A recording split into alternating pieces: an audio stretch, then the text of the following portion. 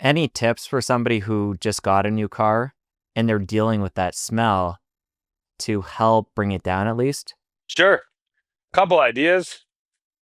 If it's a nice day, I mean, even if it's a cold day, if it's not raining, if the weather, basically, if it's not rainy, I would really encourage opening doors and windows when you're not driving it, just to let it breathe.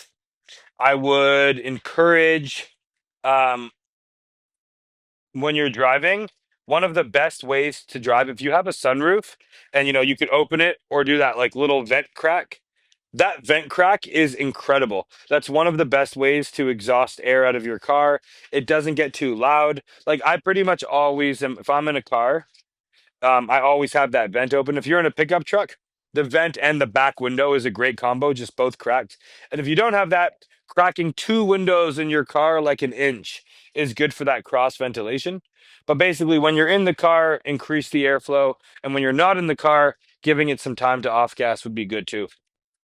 Okay, obviously we can use that tip about cracking the windows or the sunroof in general beyond new cars. But let's expand into cars in general. Are there any good air filtration systems? What are some tips for just improving the air as we're driving about? Another good question, man. So I'll go a few ways with this. The only cars that have amazing filters just out of the box is Teslas. Um, the filter in a Tesla is like 4 feet long.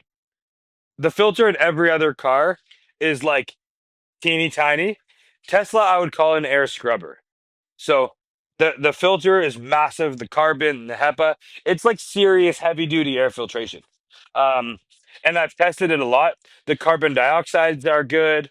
The filtration is good. When you test it in even an LA wildfire situation, the air quality in the Teslas are great.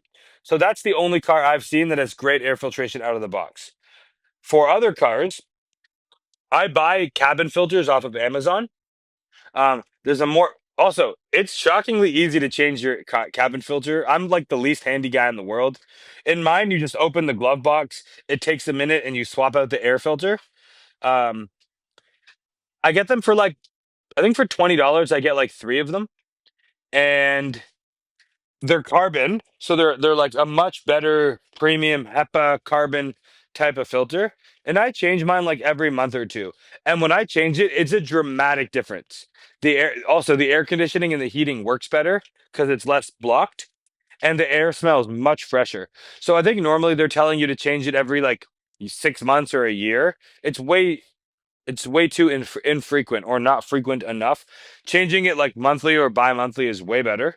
Also, recirculate mode in cars. This is a big one.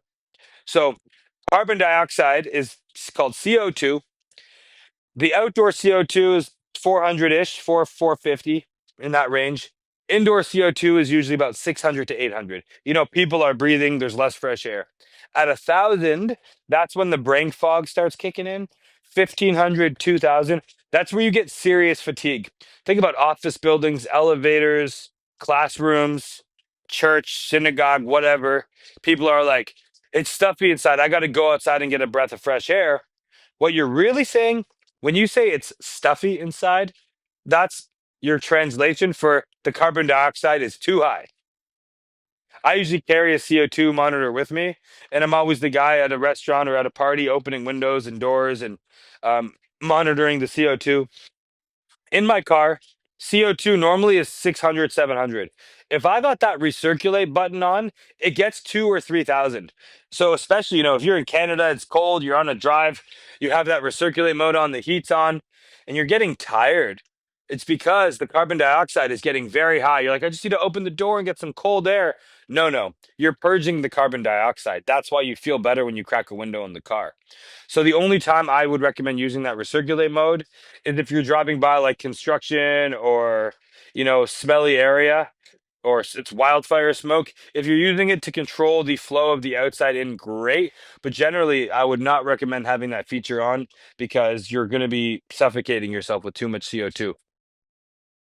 If you enjoyed that clip, you're going to want to head over here and catch a full episode. I'll see you over there.